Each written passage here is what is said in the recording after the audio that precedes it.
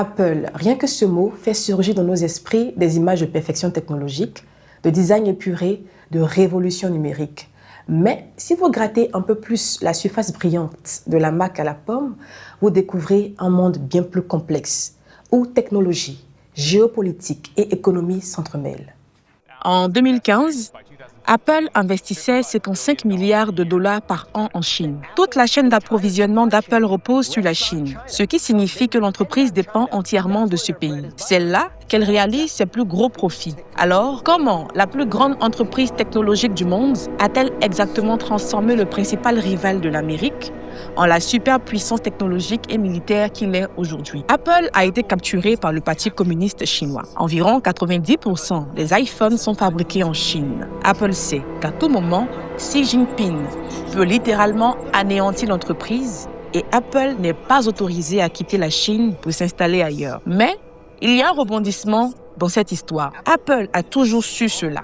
En effet, l'entreprise est l'un des plus grands acteurs qui soutiennent le Parti communiste chinois. Elle a investi des centaines de milliards de dollars dans le régime, comme aucune autre entreprise ne l'a fait auparavant. 55 milliards par an, depuis 2015 pour être exact, soit un demi-billion de dollars au total rien qu'au cours des 10 dernières années. C'est plus de 10 fois le CHIPS Act du président Biden ou l'initiative Golden Dome du président Trump. C'est beaucoup d'argent. On pourrait dire que, conçu en Californie, rime bien avec un demi-billion de dollars pour Pékin. Alors, essayons de comprendre comment Apple s'est retrouvé dans cette situation. En 1999, absolument aucun produit Apple n'était fabriqué en Chine et Apple n'y vendait aucun de ses produits. 10 ans plus tard, pratiquement tous les produits Apple sont fabriqués en Chine et la Chine est l'un des plus grands marchés d'Apple. Le changement s'explique par ce qui s'est passé en 1996. Apple était au bord de la faillite avec une perte stupéfiante de 740 millions de dollars cette année-là, soit environ 1,5 milliard de dollars aujourd'hui. L'entreprise a même engagé un avocat spécialisé dans les faillites, car elle était à quelques jours de ne plus pouvoir honorer ses paiements. Cela semble fou quand on sait à quel point Apple allait réussir plus tard. Mais à l'époque, Apple perdait face à ses concurrents dans le secteur de l'informatique. C'est d'ailleurs à cette époque qu'Apple a vendu la part de la pomme qui manque à son logo. Oui, c'est une histoire vraie. Le marché était inondé de PC fonctionnant sous Windows. Et comme ils avaient tous des composants assez standards, un nouveau modèle commercial appelé fabrication sous contrat électronique ou externalisation a émergé. En gros, les fabricants de PC commandaient à d'autres entreprises de fabriquer les composants et d'effectuer l'assemblage pour eux. Les mêmes sous-traitants pouvaient approvisionner toute l'industrie du PC, créant ainsi d'énormes chaînes économiques. Et plus tard, ces sous-traitants ont déménagé à l'étranger où les salaires de fabrication étaient beaucoup plus bas. Mais Apple perdait du terrain parce qu'elle n'avait pas participé à l'externalisation au début. Ces conceptions étaient uniques, mais il était très difficile pour d'autres entreprises de les fabriquer. Et Steve Jobs était un adepte de la fabrication interne. Ainsi, Apple fabriquait la plupart de ses propres produits, notamment à l'usine de Fremont en Californie. Les prix d'Apple sont devenus incontrôlables et l'entreprise a su qu'elle devait changer de cap. En 1980, elle a ouvert sa première usine étrangère en Irlande et en 1981, elle a construit une usine à Singapour. La même année, Apple a également passé des commandes auprès du sous-traitant américain SCI Systems. Cependant, Apple ne s'était pas entièrement engagée. En 1991, l'entreprise a ouvert une nouvelle usine appartenant à Apple au Colorado. Cela ne fonctionnait pas et après la quasi-faillite, l'entreprise a changé de cap. Steve Jobs a dit « Pensez différemment, mais peut-être pas si différemment ». Ainsi, après une brève expérimentation au Mexique, Apple a enfin déménagé en Asie, comme la plupart des entreprises américaines. La Chine n'était pas encore présente à l'époque car elle était considérée comme un pays pauvre, communiste et sous-développé. La Corée du Sud, en revanche, était déjà en plein essor. Ainsi, dans les années 90, Apple a signé des contrats avec LG en Corée du Sud pour fabriquer des écrans. Taïwan a également conclu des accords commerciaux avec Apple, avec des entreprises comme Quanta Computer et Inventec qui assemblaient les produits Apple à l'étranger. Plus tard, le fabricant de puces taïwanais TSMC allait devenir le fournisseur exclusif de puces pour Apple. Mais une autre entreprise taïwanaise, appelée On-Air Precision Industry, ou plus connue sous le nom de Foxconn, allait complètement changer la donne. Foxconn a été fondée par un homme nommé Terry Gou et c'est une figure plus importante que la plupart des gens ne le réalisent. Non seulement il allait créer l'une des plus grandes entreprises du monde, mais il allait aussi construire la deuxième plus grande économie du monde, à savoir la Chine. Parce que en 1987, le gouvernement taïwanais a finalement levé la loi martiale permettant aux hommes d'affaires de commercer à nouveau avec le continent. Cela s'est produit 38 ans après la fin de la guerre civile chinoise qui avait séparé le continent dirigé par les communistes de l'île de Taïwan dirigée par les nationalistes. Au même moment, la Chine s'est ouverte au reste du monde avec des réformes de marché libre sous Deng Xiaoping. Et Terry Gou, également connu sous le nom de Hank Terry, en a profité comme beaucoup d'autres. Dans les provinces du sud-est de la Chine, il a créé des tonnes d'usines Foxconn. Il a construit une ville entière à Shenzhen, où jusqu'à 1 demi-million de travailleurs sont employés. Et dispersés dans toute la Chine, il existe de nombreuses autres usines Foxconn. À part Deng Xiaoping, personne n'a fait plus pour développer la Chine que l'oncle Terry. Il n'a pas seulement construit une entreprise, il a accéléré la révolution industrielle de la Chine. Et derrière cette ascension de Foxconn se cache une entreprise plus grande, à savoir Apple. En une dizaine d'années, Apple est passé de ne rien acheter à Foxconn à presque tout acheter à l'entreprise. Tout a commencé en l'an 2000, lorsque Foxconn a obtenu son premier contrat pour assembler les modèles iMac G3. Cela s'est incroyablement bien passé. En 2003, lorsque l'iPod se vendait comme des petits pains, Foxconn a également obtenu un contrat pour les fabriquer. À partir de 2005, Foxconn a commencé à travailler sur le Mac Mini. Et en 2006, ils ont obtenu des contrats pour fabriquer des MacBooks. Mais le plus gros contrat de tous a eu lieu en 2007. Apple était sur le point de lancer l'iPhone et Foxconn a décidé de tout miser sur ce produit. Heureusement pour eux, l'entreprise avait 40 étages et aucune loi de travail. L'entreprise a commencé à construire d'énormes usines d'iPhone parce qu'elle croyait que l'iPhone serait un succès. Et Foxconn avait raison. Au cours des années suivantes, l'iPhone est devenu de loin le plus gros produit et le plus grand produit d'Apple. Au cours des années suivantes, l'iPhone est devenu le plus grand produit d'Apple, représentant plus de la moitié du chiffre d'affaires de l'entreprise. Aujourd'hui, Apple est davantage une entreprise de smartphones qu'une entreprise informatique. Et Foxconn a pleinement capitalisé sur cela, obtenant un quasi-monopole sur la fabrication d'iPhone pour Apple. Il est juste de dire que Terry Gou est un homme d'affaires incroyable avec une stratégie très bien pensée, mais il y a quelque chose de louche dans cette histoire. Le gouvernement chinois a beaucoup aidé Foxconn. Et par beaucoup, j'entends des exonérations fiscales, des réglementations assouplies, des prêts à faible taux d'intérêt, des banques d'État, des terrains gratuits et même des investissements au nom de l'entreprise. Et le fait le plus étonnant de tous est que le Parti communiste chinois a permis à Foxconn d'exploiter les travailleurs chinois. Des centaines de milliers, voire des millions de travailleurs ont quitté la campagne pour les villes afin de travailler dans les usines de Foxconn. Et il n'y avait absolument aucune loi sur les droits de l'homme ou sur le travail. Au début, les travailleurs étaient payés 50 cents de l'heure. Et lorsque les employés parlaient ou riaient pendant le travail, ils subissaient d'énormes pénalités. Ils devaient travailler tous les jours et les cas de travail étaient de 12 heures ou plus. Lorsqu'ils avaient fini de travailler, ils devaient dormir dans les camps de fortune à côté des usines. Il y avait souvent 8 à 12 personnes par chambre et les conditions étaient très précaires. Lorsque les histoires sur la fabrication de l'iPhone sont sorties, cela allait revenir hanter Apple. Mais revenons au Parti communiste chinois. C'était une stratégie très étrange. Pourquoi permettait-il à une entreprise taïwanaise d'exploiter leurs travailleurs pour fabriquer des produits pour une entreprise américaine? Et pourquoi donnerait-il à cette entreprise taïwanaise toutes les ressources et le soutien qu'elle désirait? Bien que la croissance économique ait certainement été une incitation, ce n'était pas la seule raison. Le véritable facteur de motivation pour le Parti communiste chinois était le suivant. La Chine a essayé de conclure un accord qu'Apple ne pouvait tout simplement pas refuser. Et quand Apple serait entièrement dépendante de la Chine, le Parti communiste chinois utiliserait alors l'entreprise la plus innovante et la plus prospère du monde à son propre avantage. En bref, la stratégie a fonctionné et Apple s'est complètement rendu. Et maintenant, pas un seul de ses produits ne peut pas être tracé jusqu'à la Chine. Et qui peut blâmer l'entreprise Foxconn aujourd'hui? Apple ne pouvait pas rêver d'un meilleur partenaire de fabrication. Le modèle d'externalisation vers la Chine semblait fonctionner pour toutes les parties impliquées. Enfin, sauf pour les travailleurs, bien sûr. Le PIB de la Chine a énormément augmenté grâce à Apple. Les revenus de Foxconn ont explosé et Apple est devenue l'une des plus grandes entreprises les plus rentables au monde.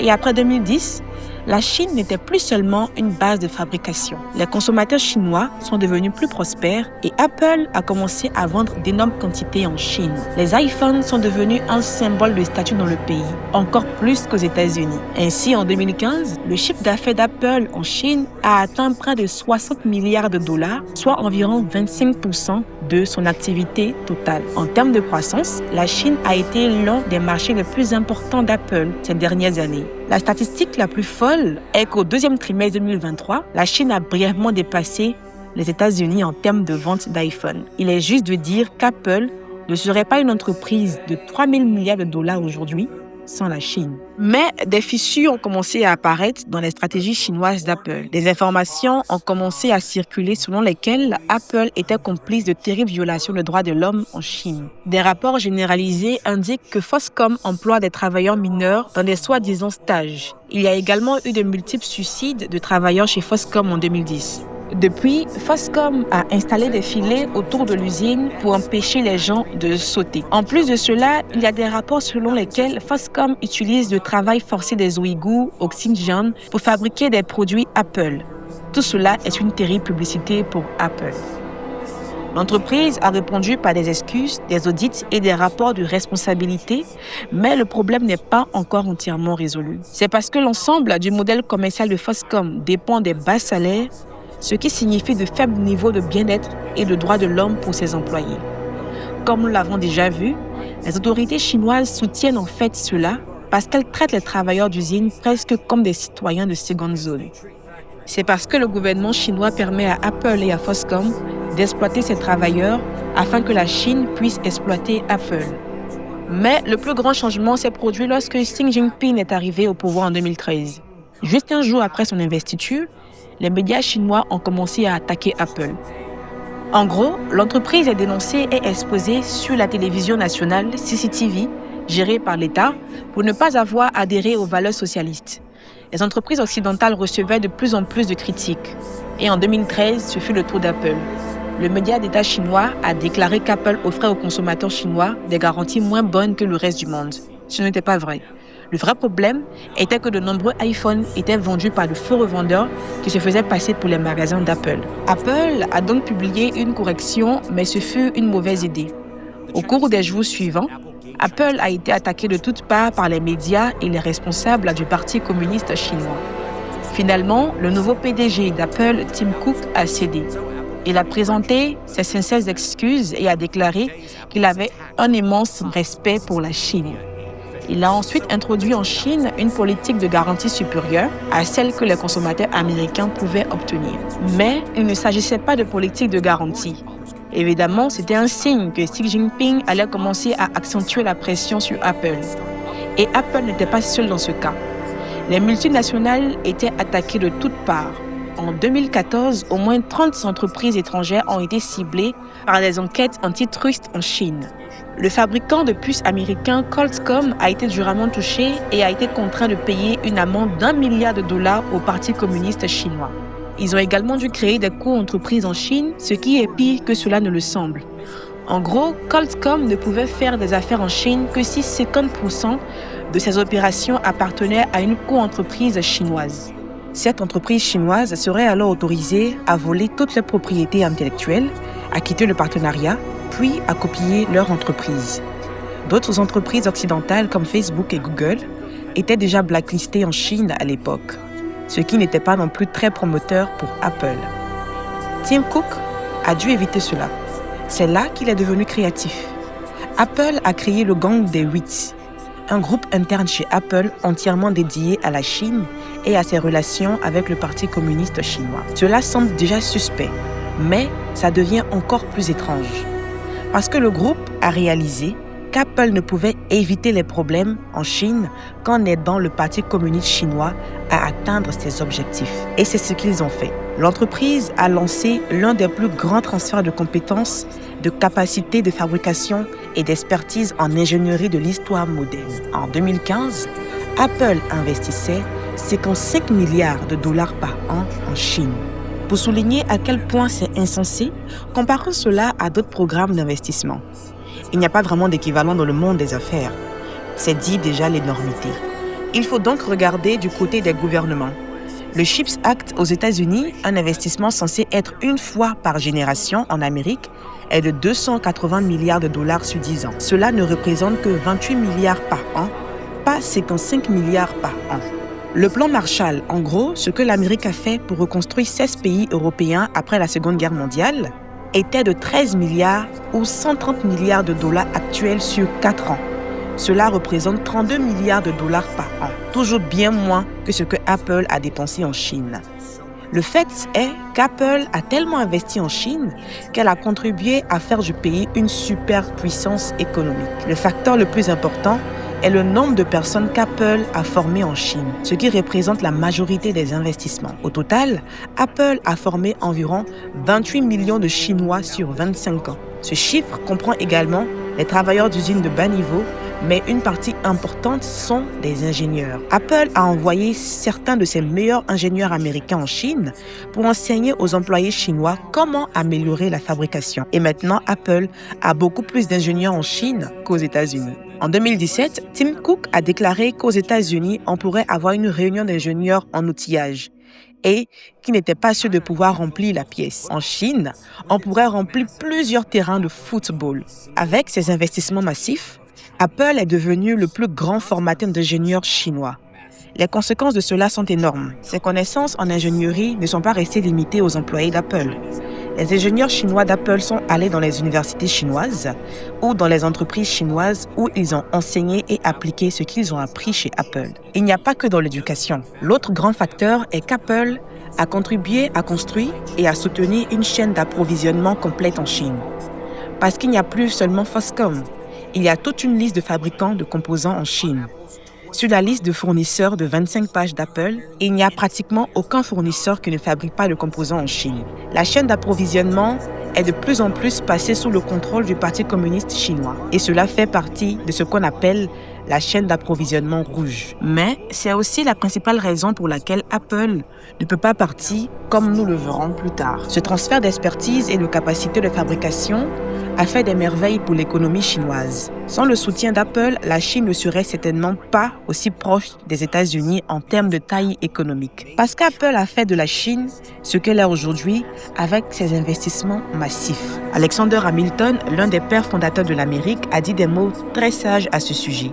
Il a dit que non seulement la richesse, mais aussi l'indépendance et la sécurité d'un pays semblent être matériellement liées à la prospérité des manufactures. En d'autres termes, la fabrication a une double utilité.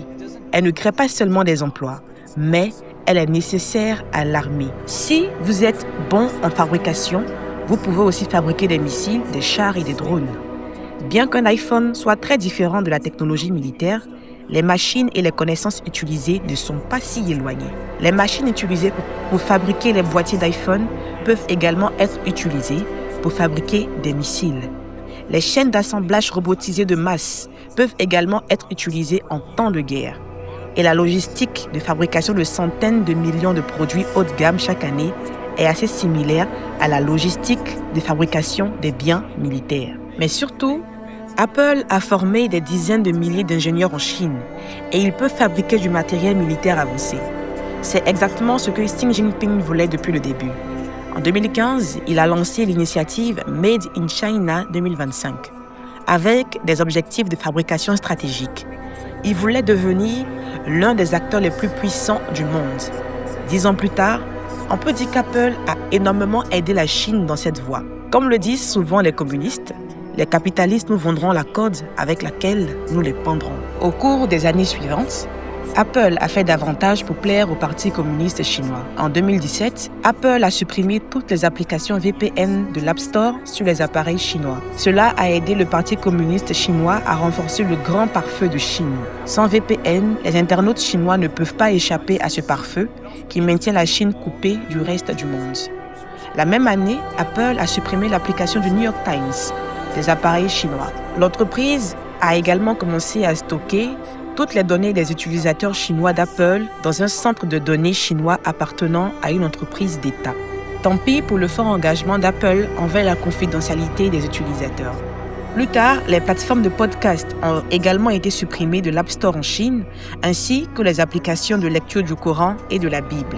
Pendant les protestations de 2022, la fonction AirDrop a été limitée pour empêcher la diffusion rapide d'informations. Plus récemment, Apple a supprimé WhatsApp et Trends de l'App Store en Chine. Avec toutes ces preuves, il est assez clair qu'Apple se vend au Parti communiste chinois. Tout cela est très choquant de la part d'une entreprise américaine. Mais l'histoire devient encore plus folle maintenant, car les États-Unis et la Chine ont été en eau trouble récemment en matière de commerce. Le président Trump essayant de ramener la fabrication aux États-Unis. Et à cause des tarifs douaniers, il y a de réelles incitations pour Apple à revenir. Au moment de la réalisation de cette vidéo, Trump menace d'imposer un tarif de 25% sur les iPhones fabriqués à l'étranger.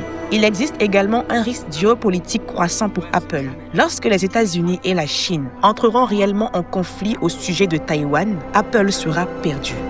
La Chine pourrait utiliser son contrôle sur Apple comme une arme, en lui retirant sa licence d'exportation et en laissant l'une des plus grandes entreprises américaines faire faillite. Bien que cela soit également douloureux pour la Chine elle-même, les dommages psychologiques et financiers pour les États-Unis en vaudront bien la peine pour Pékin. De plus, Apple est à 100% dépendante du TSMC à Taïwan pour ses puces, ce qui rend la situation encore plus compliquée. Une guerre pour Taïwan mettrait fin à Apple d'une manière ou d'une autre. Pour éviter ces risques géopolitiques, Apple veut déménager en Inde ou au Vietnam pour la main-d'œuvre manuelle profitant de la main-d'œuvre bon marché tout en se diversifiant loin de la Chine. D'ici fin 2026, Apple souhaite que la plupart de ses iPhones vendus aux États-Unis soient fabriqués en Inde. En mars dernier, les expéditions d'iPhone de l'Inde vers les États-Unis ont atteint un record de 600 tonnes, d'une valeur de 2 milliards de dollars. Les sous-traitants d'Apple en Inde, à savoir Tata et Foxconn, développent déjà rapidement leur production dans le pays. Bien que cela soit bon pour les relations publiques et pour éviter les tarifs douaniers, cela n'aide pas vraiment beaucoup. L'assemblage n'est que la dernière étape de la chaîne d'approvisionnement d'Apple et c'est l'une des étapes les plus faciles à déplacer. Donc l'assemblage en Inde et au Vietnam ne résout rien à la dépendance d'Apple vis-à-vis de la Chine. Pendant ce temps, la question est de savoir si la Chine permettra à Apple de partir. Actuellement, Apple possède environ 47 milliards de dollars en biens immobiliers, d'usines et d'équipements et la plupart d'entre eux sont situés en Chine. En gros, ils appartiennent à Apple, mais sont utilisés par les sous-traitants tierces d'Apple. Les machines sont particulièrement importantes car elles sont conçues par Apple elle-même pour fabriquer les téléphones, les ordinateurs portables et les ordinateurs de bureau. Mais la Chine ne lâche pas ces machines.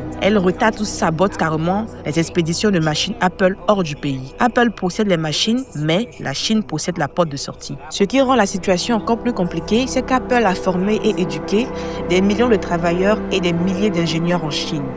Ils ne déménageront pas en Inde ou au Vietnam.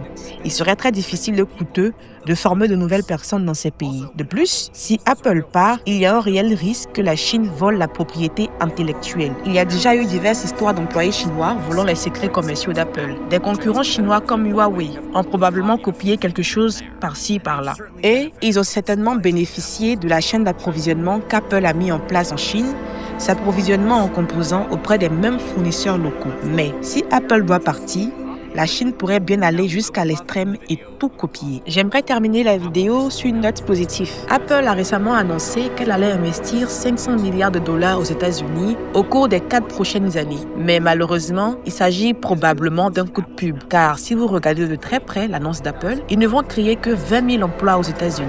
25 millions de dollars par employé ne semble pas être un bon ratio. Et avec 20 000 nouveaux employés, Apple ne déplace évidemment pas sa production de Chine vers les États-Unis. Il y a de grandes promesses de construire une nouvelle usine à Houston, au Texas, d'étendre la fabrication en Arizona et de créer une académie de fabrication américaine. Mais la plupart des fonds iront probablement à des choses comme dans les centres de données et l'informatique. Si nous regardons les promesses passées de Tim Cook, nous ne pouvons qu'être sceptiques.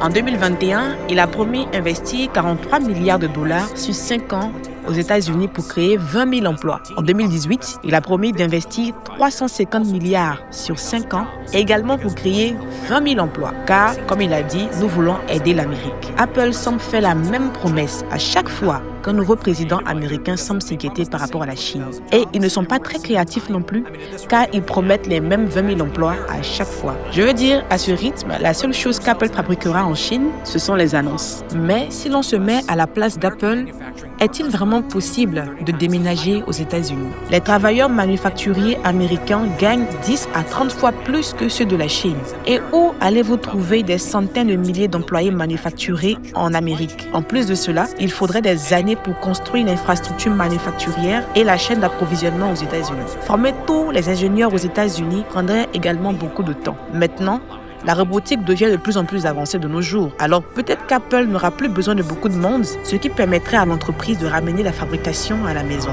Mais pour l'instant, il serait plus judicieux de délocaliser la fabrication vers des pays comme l'Inde et le Vietnam. Pas seulement pour l'assemblage, mais pour toute la chaîne d'approvisionnement. Ce que Apple ne dira pas aux gens, c'est que cela prendrait des années, voire des décennies. Et cela est beaucoup trop tard pour Apple. Car pour l'instant et pour l'avenir prévisible, Apple est déjà captif de la Chine. C'est tout pour aujourd'hui. Nous espérons que la vidéo vous a captivé. Et vous? Que pensez-vous de cette situation? Apple doit-elle s'éloigner de la Chine ou continuer à miser sur cette alliance fragile? Dites-le nous en commentaire. Et si la vidéo vous a plu, n'oubliez pas, abonnez-vous, activez la cloche et partagez-la. Merci d'avoir regardé jusqu'au bout et à bientôt pour une nouvelle analyse.